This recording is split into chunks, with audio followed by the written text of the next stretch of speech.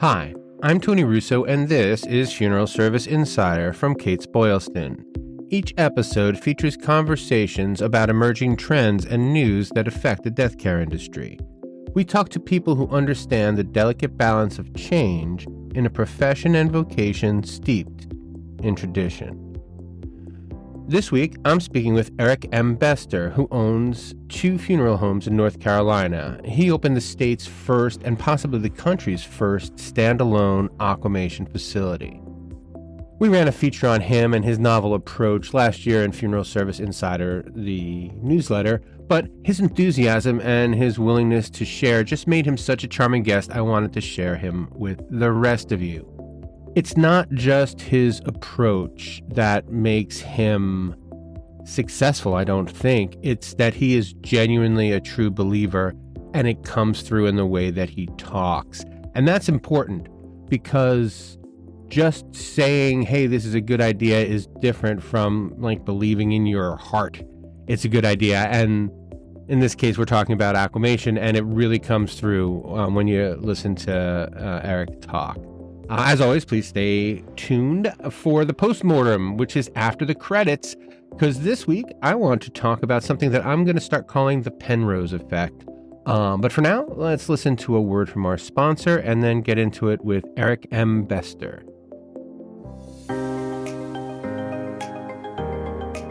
Homesteaders traces its roots back to the early 1900s when the average family had to stretch $10 in weekly earnings for food, housing, and other essentials. An unexpected disruption, like the death of a loved one, could cripple their financial position, resulting in children as young as 10 entering the workforce. When Homesteaders issued its first policy in February 1906, they provided families with invaluable peace of mind, knowing they would not have to sacrifice their financial security to pay for a loved one's funeral. Homesteaders has persevered through some of the most profound periods of economic hardship, social unrest, and grief in American history. 2 world wars, the stock market crash of 1929, the Great Depression, and 2 global pandemics. Homesteaders has weathered it all and never failed to pay a claim.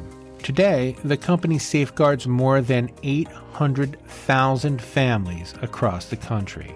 Homesteaders knows that pre-need is both a growth engine and a safeguard for funeral providers. For more than a century, they've built solutions tailored to the funeral profession, including their industry-leading account executive support, the profession's only true casket price protection program, and a library of technology solutions designed to connect funeral providers with more consumers than ever before.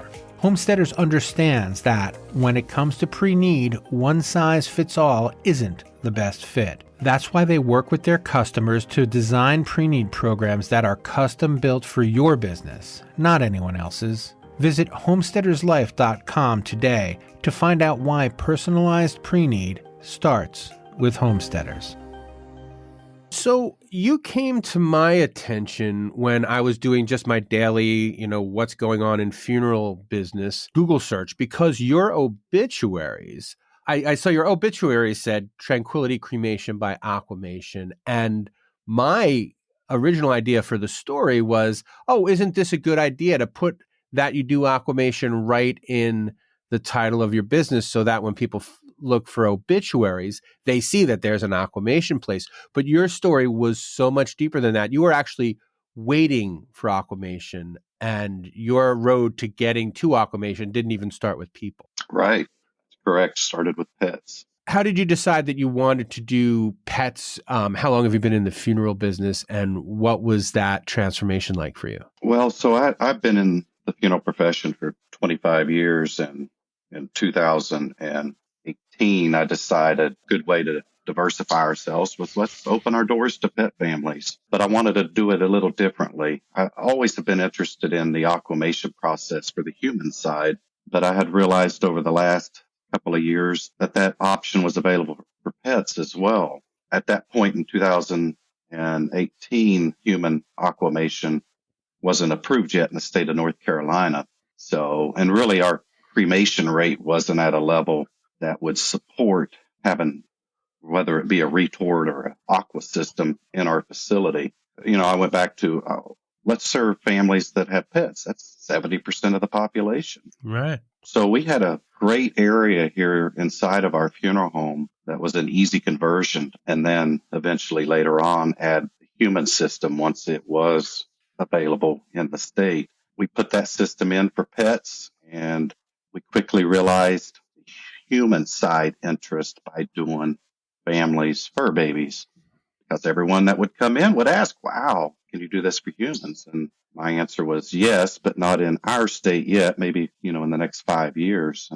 But everyone showed a great interest that this would be their desire if it was available. So we kind of got a free look by doing the fur babies to what the human side possibilities could be. So that was a great thing to have in place. And one of the things, I just to clarify for everybody, is you at the time had two facilities. You have two funeral homes. So both funeral homes are located in the western part of North Carolina, Shelby, North Carolina, and Kings Mountain, same county, different cities within the same county. And so having that Aquamation for pets and being the only one in the area that had the Aquamation for pets kind of made you the go-to place in the region for people who wanted that service. Exactly. So I think we were one of the first funeral homes, definitely the first funeral home in the Carolinas to have a pet aqua system. So we put a billboard up in town to advertise pet aquamation here at the funeral home. And that word aquamation quickly became a buzzword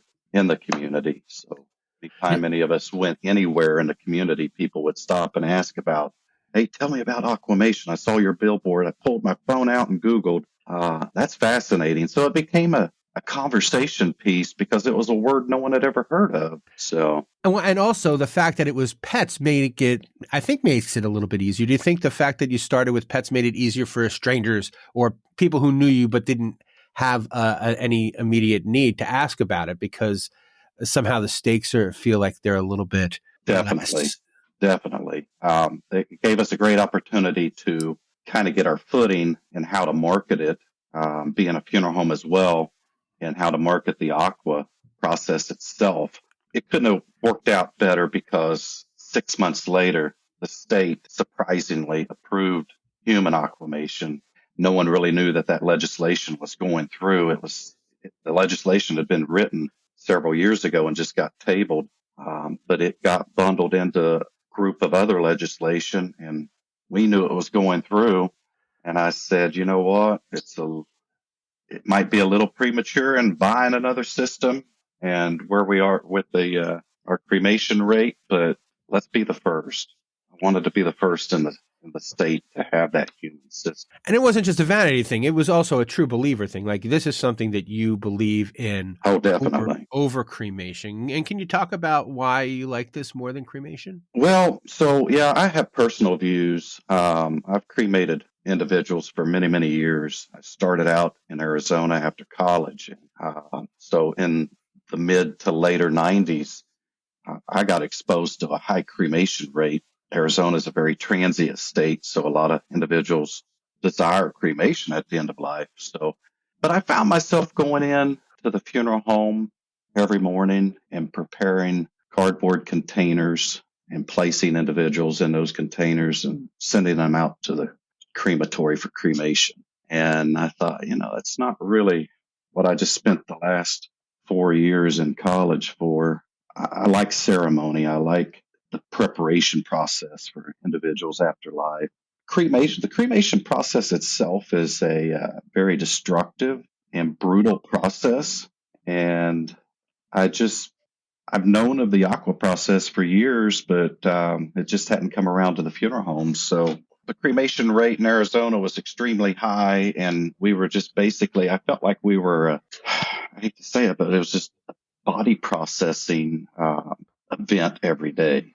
Kind of not what I had originally signed up for. And the cremation itself, so the thing against cremation is just how it's done. It's done there's no way to sugarcoat it.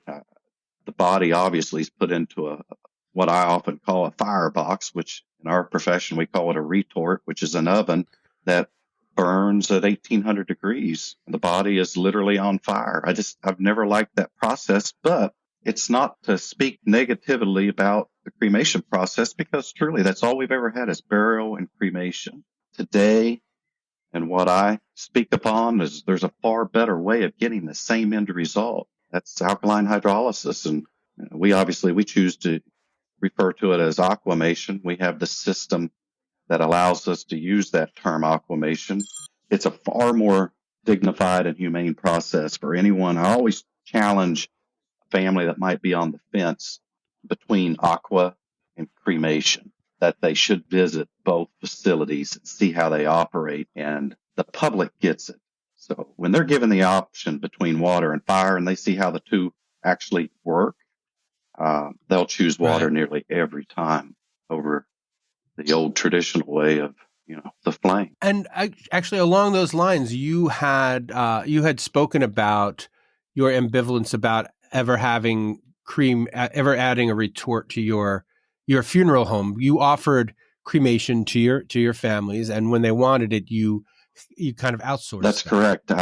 So we sit on a main thoroughfare into our town, and it's a busy highway. And I always said, I'm not going to have a smokestack here at the funeral home. We have a beautiful funeral home that was built as a funeral home. And the last thing I wanted was black chimney smoke coming out of a smokestack. And I've often said that. And it just so happened just recently, there's another funeral home on down the highway out of town. And they do have a retort, and it was smoking the other night, and the fire department was called because they thought the funeral home was on fire. Passerbyers. That's the stigma. I just don't want that stigma attached to our facility. And it's been a wonderful thing to educate the public how our process is done. And when it's described properly, everyone understands that. They understand that the water process is a much more desirable process than the cremation process. The other really interesting part of because I don't want to be too complimentary. I don't want to be obsequious, I guess. But one of the things that really kind of nailed it for me as understanding like you had a good sense of what you were doing was when you decided to add aquamation. You didn't stop adding cremation, but you also didn't charge extra for aquamation. Can you kind of talk about your decision and how that worked out for you? Absolutely. So, yeah, we don't want anyone to think that we don't offer, what's been around for many years, and that's the traditional cremation process. And when we placed our system in-house, the Aqua system, the manufacturer said, you should target about 80% conversion from your cremation families over to the Aqua process. And, today, I would say I'd be disappointed if we were only at 80% conversion. We're truly, I'd say 95% conversion. Wow. So because we have that system in our facility, we want everyone. It's our desire that everyone go in water because they don't leave our facility. So we actually choose to charge less for the aqua process versus the cremation process because it's done in-house. We're not putting an individual in a vehicle on the road over to Charlotte and then paying a third-party resource to do the cremation process. So we are truly proud to say that the aquamation process at our facility is $500 less expensive. It's the number one question people ask when we talk about the aqua process. When they learn about it, they automatically assume, got to be more expensive. It sounds really rude. Yeah, it's new, it's fancy, it's more. Yeah. So they're pleasantly surprised when we say, actually, no, we charge less than what most of the funeral homes in this area charge for cremation. So it makes great sense. It'd be hard. I do understand in some cultures and some individuals, they desire to burn at the end of life, and fire is symbolic to some cultures.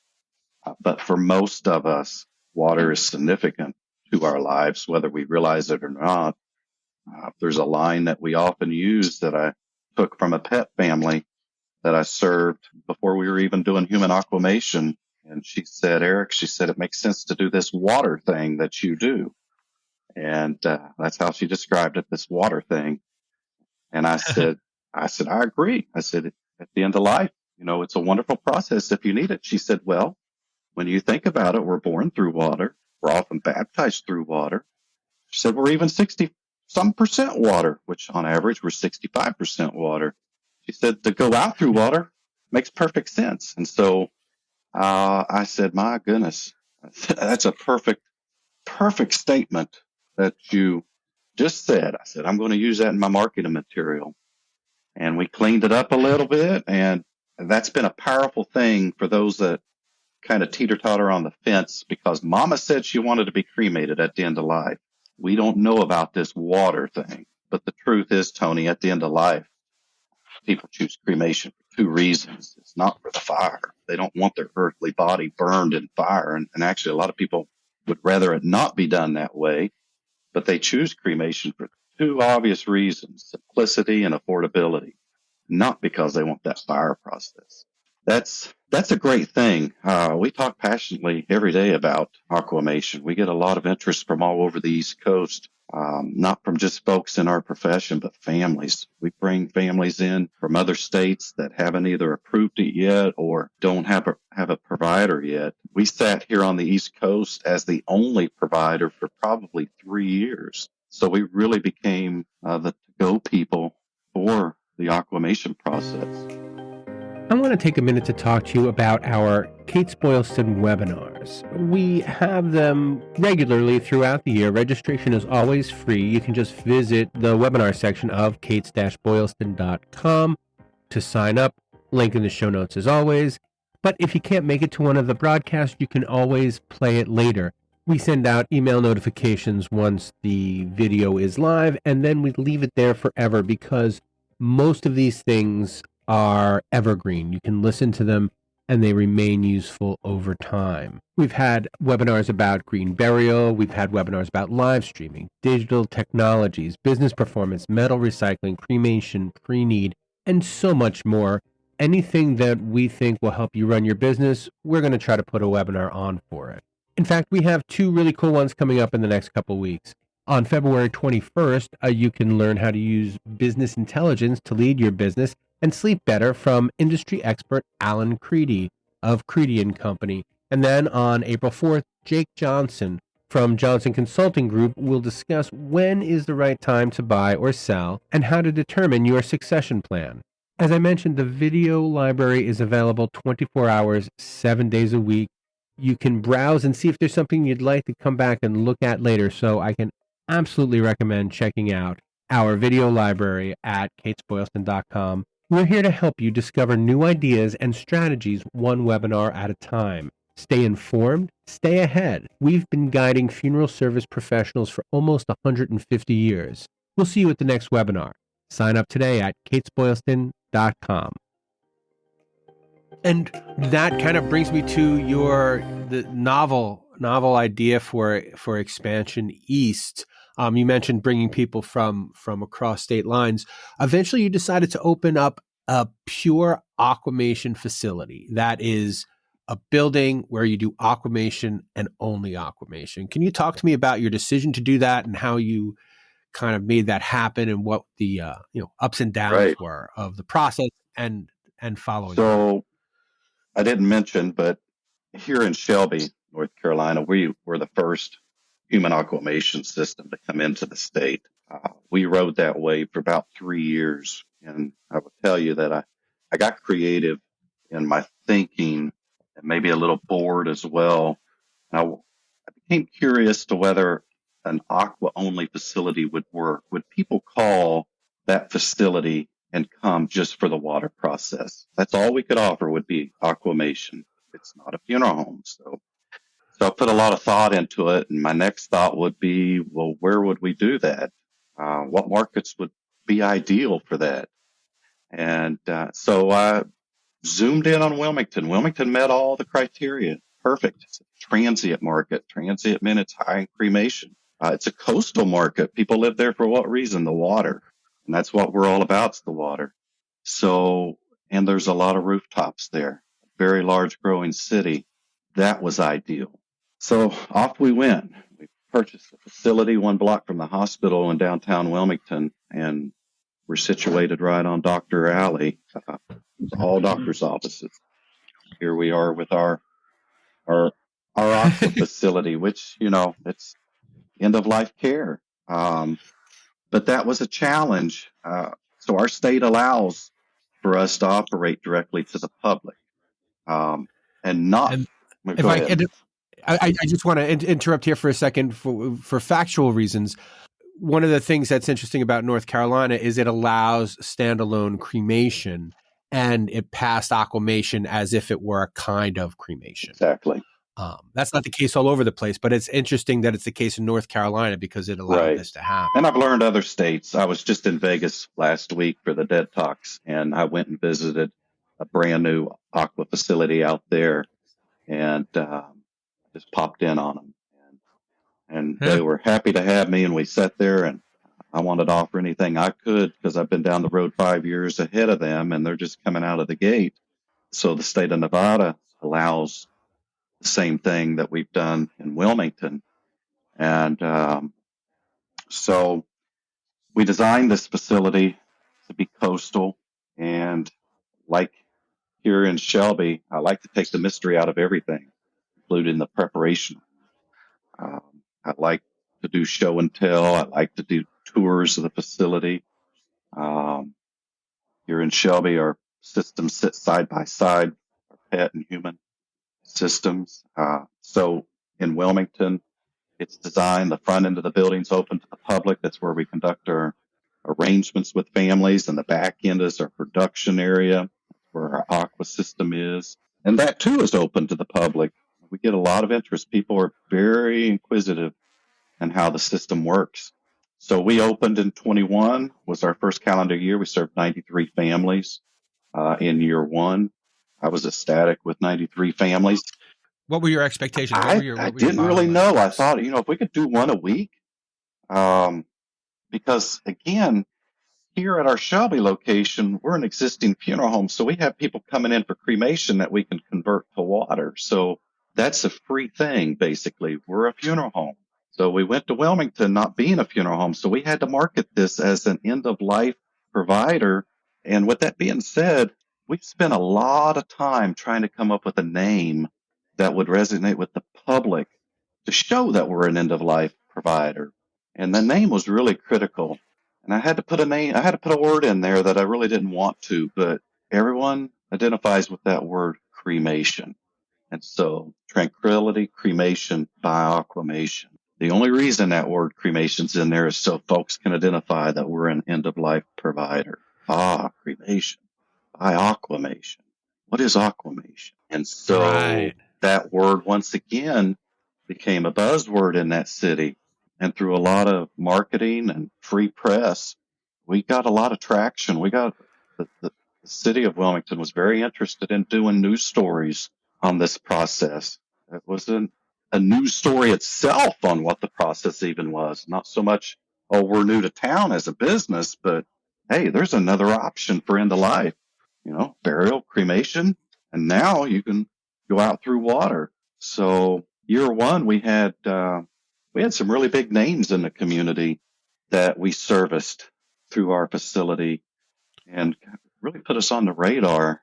In year two, we grew 15%. The death rate kind of slid in, 22 was our first full year. I think I said 21, but 22 was our first full year. And then last year, 23, we grew 15%, even with the death rate sliding a little. I think we did right around 100. We served 110 families. Again, I was very pleased with that. It's a continuously growing thing. I'm excited to see where we're going to be in 5 years from now in that city. As more and more folks learn about the aqua process, it's only going to do one thing and continue to grow and be more favorable to that community. One of the other things and it's something that I've honestly been almost tedious about in my regular columns in Funeral Service Insider, is that you don't have to have, and so you don't have a funeral director there who isn't you. You have an aquamation specialist, and that is okay.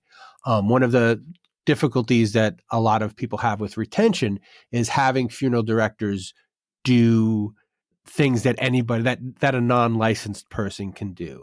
So can you talk a little bit about the decision for you to be the funeral director of this facility, but to hire to hire aquamators instead of aquamation specialists. Hmm. I don't even know Yeah, the term. hydrolysis Sorry. technicians, I guess, would be the There you technical term, the way the state looks at it. So we're all technicians here, and here at the funeral home, we're all, got several funeral directors as well. But in Wilmington, we have a hydrolysis technician that conducts the arrangements with the families. And the difference is we're not selling funeral service. So the go. Right. hydrolysis technician, when they sit down to conduct business with a family, they're basically information gathering for statistical information to complete death certificate. We don't offer funeral service. We don't conduct any memorial services off site. We could certainly direct families to facilities that they could rent for that purpose. Our facility is unable to accommodate any type of gathering. All we can offer is water and merchandise pertaining to aquamated remains or fingerprint jewelry. So it's very straightforward. I like that business model because we can really operate that business by appointments to not have services being rendered. It's a completely different business model than a traditional funeral home. Because you don't have to have someone on call to answer the phone at 3:00. Well, we do have that. Well, you have a Yeah, service. well, and we actually answer our phones directly. Kelly, who's Oh, our aqua technician there, she does answer the phone onto her cell phone. She chooses to do that because everyone else is using an answering service. Price shopping's a big thing in larger markets. Actually, it's a big thing in smaller markets. Everyone wants to price shop cremation. So, that's interesting. So she rather than saying we'll have someone call you back, even and have someone call you right mhm, back, she's like, this is how it that's goes. right. She's the Yeah, you expert, get her. Unless and she can't answer, she'll let you know that she'll call you right back. But that's how she chooses to do it. I personally wouldn't want to. I did that back in my day when I owned my first funeral home in Scottsdale, Arizona. I answered the phone around the clock on my cell phone because so much of the competition in that market was corporately owned. And I knew everyone was going to be having to call back, and I'd give them a price right on the spot. So there is some power to that. Ben, especially with this being something that people are less familiar with and are really just kind of coming out of left field. Like, I have no idea what's going to happen when this person answers the phone. I mean, you get an idea. Funeral director is going to answer the phone or a service, and they're going to say, okay, well, this is what it costs if you want a casket. This is what it costs if you want to be Right. cremated. But at the Aquamation facility, it's like, not only here's what it costs, but here's why we think it's valuable. And she gets to do that as soon as she picks up the Mm-hmm. phone. Yeah, you get the first contact right on the spot, so you can grab them. They're basically a lot of times going down a list. It could be that they were intrigued by that word aquamation in our name, and they had looked into that a little bit. We just never know, but it is becoming more and more common that folks are calling specifically for the aqua process. And I know I'll call them colleagues or competitors in that market are getting inquiries more and more about aquamation. It's just the way it is. And of course, if you offer fire and don't have the water system, sometimes our colleagues aren't as quick to be as favorable for that process, which I Right. understand that business is business, but it always frustrates me when wrong information is given to a family. If you don't totally understand how the aqua process works, then you shouldn't be describing it to a family. Uh, so a lot of our colleagues like to create a little fear to keep them on their side of the fence. And again, I know how business works, but I always challenge a family.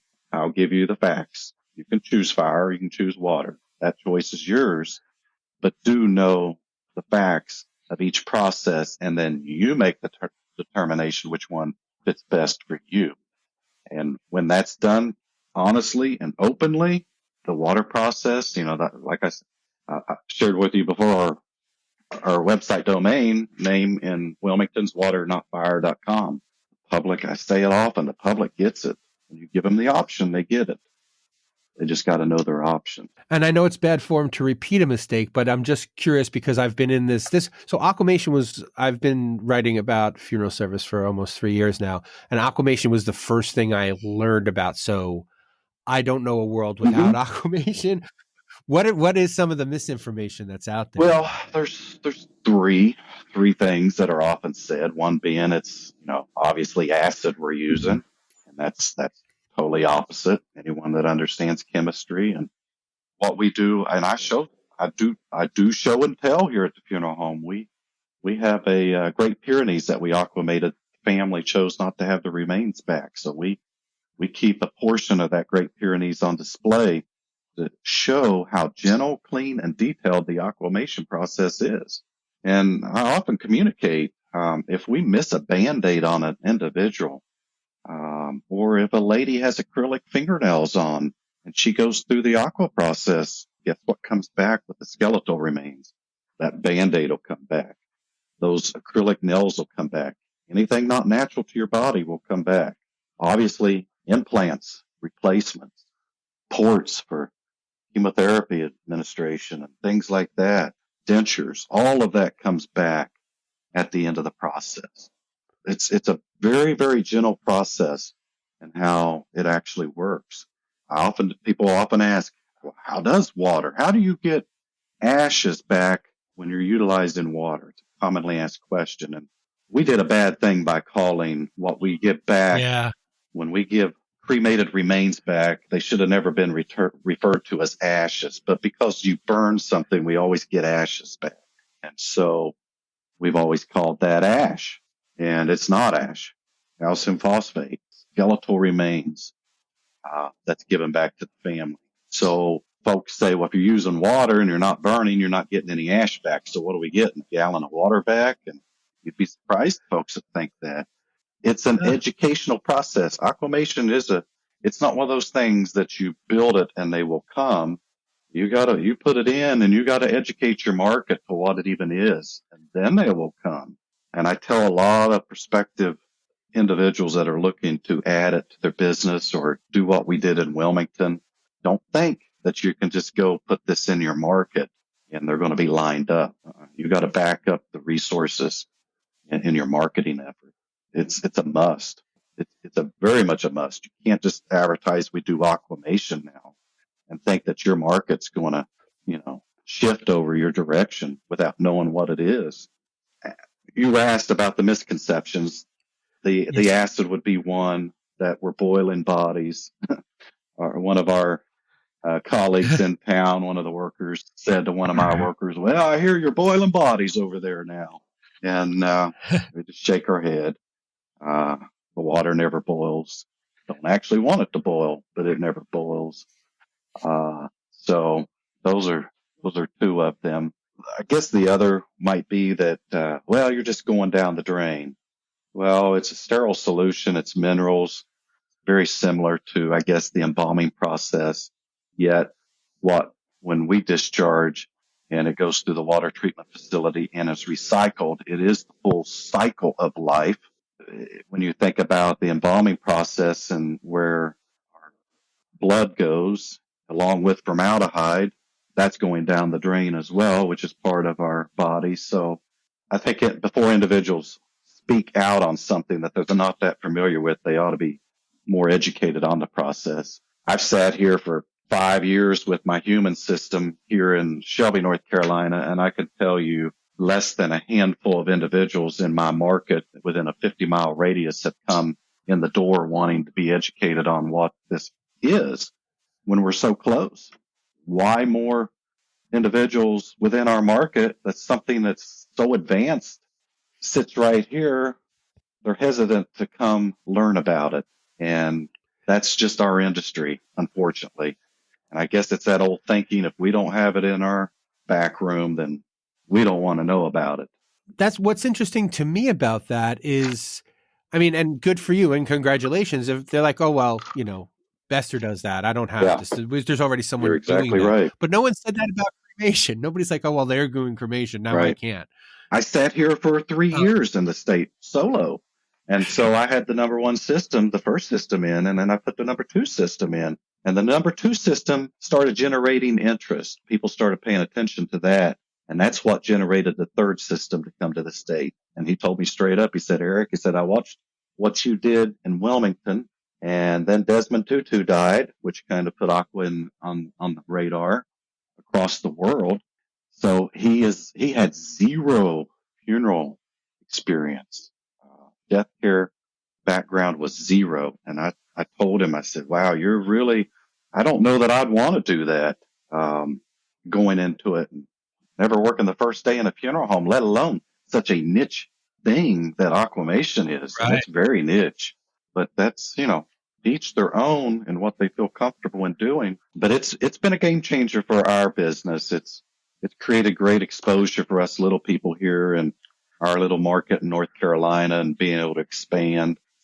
It's been a wonderful thing to offer something that you see a relief within families when they learn that we have a water process, because they were on the fence about cremating mom, but that's what she wanted. I mean, there's still a lot of people, even though cremation now is more than 50% in this country and it's moving quickly as the preferred method. A lot of folks, they're only doing it for those two reasons, affordability and simplicity, not because they want their body burned at the end of life. So when they learn that the aqua process exists and that's a real option and it's not going to cost them a bunch more and quite possibly even less, then they're on board with it. Somehow along the way, these other families in other states have learned about Aquamation and they seek us out and they come to us and we'll handle that call from point A to point B from whatever state they're in. We'll make all the calls to get them here and then return their Aquamains back to their family in whatever state they might be in. Fantastic. And that is pretty much all I have for you, unless you have something else for me. Is there something I should have asked? No. Something you No, I think that's you get the opportunity to say? that's pretty good. I covered it all. Excellent. Well, thank you so much for You're your time. welcome, Tony. Thank you.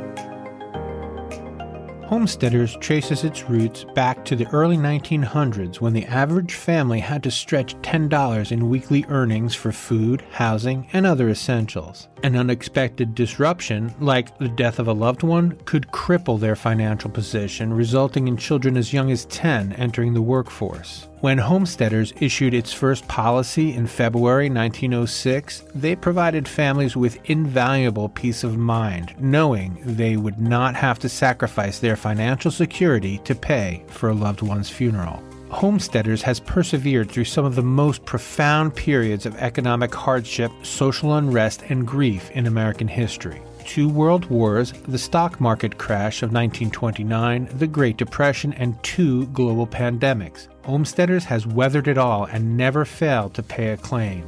Today, the company safeguards more than 800,000 families across the country.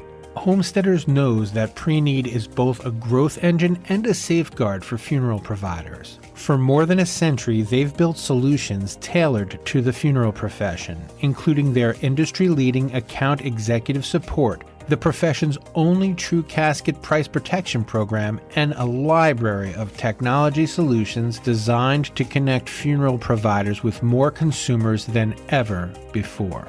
Homesteaders understands that when it comes to pre-need, one size fits all isn't the best fit. That's why they work with their customers to design pre-need programs that are custom built for your business, not anyone else's. Visit homesteaderslife.com today to find out why personalized pre-need starts with Homesteaders. Funeral Service Insider, the podcast, is a Kates-Boylston production. It was written and edited by me, Tony Russo. I've already said it, but I will say it again. Make sure you check out the show notes because that is where you can get in touch with us to leave feedback, to find the links that are mentioned in the episode. And as always, you can subscribe wherever you're listening now, and please do. We're available on Spotify, we're available on Apple, and we are available on Amazon. Pretty much wherever you get your podcast, just click on follow, and then whenever we have a new episode, it will be on your phone automatically, and you will be all the way up to date with all the fun stuff we have coming up, because this spring is going to be lots of cool stuff on Funeral Service Insider, the podcast. And now for the postmortem. I spend, an hour or two every day scouring the internet for stories about funeral service to see what kind of local coverage is being given of funeral service and to just kind of keep my hands in, and also to find some of the interesting and occasionally even quirky stories that we bring you in Funeral Service Insider, American Funeral Director, and American Cemetery and Cremation.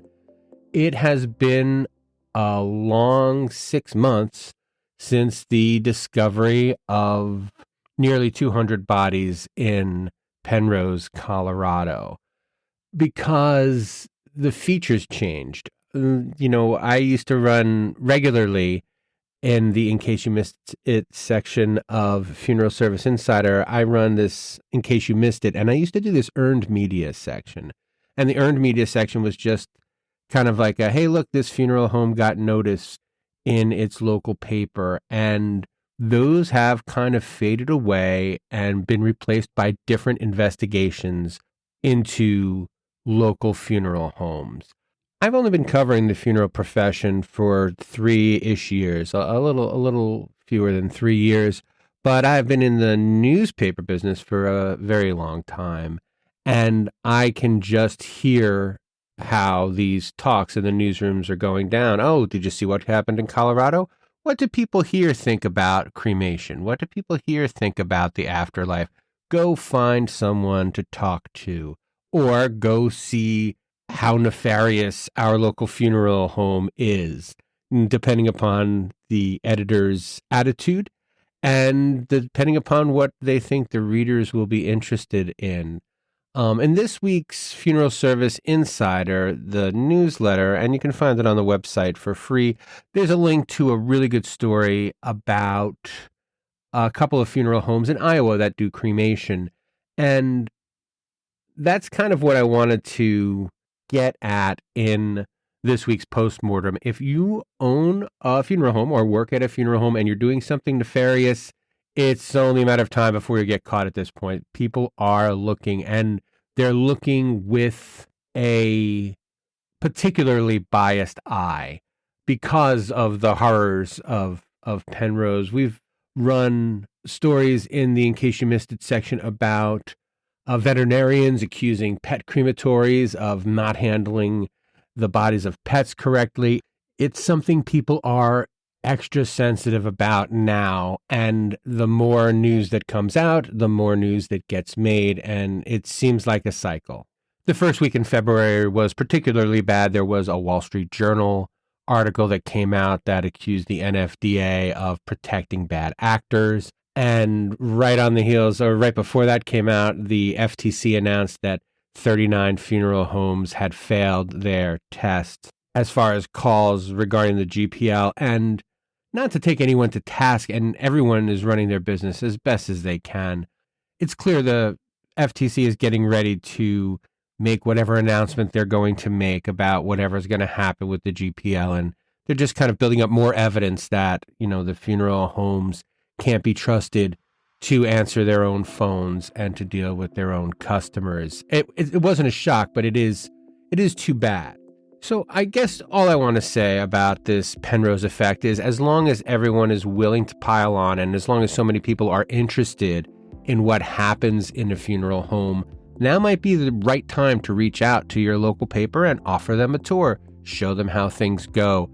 I don't know whether the directors that I featured last week asked for the newspaper to come out or just consented to have the newspaper come out, but either way, it was a great opportunity to say, pull the curtain aside. There's nothing magical here. We're just people who care about our communities, and this is the way that we show it. That's really the only way. This is not going away. There are going to be investigative reports for at least another 6 months, and then, for better or for worse, we'll be in full election mode and no one will care what you're doing at your funeral home. But what I guess I'm getting at is it's important to not feel attacked and to just roll with the punches as best as we can. And that will do it for this episode of Funeral Service Insider, the podcast.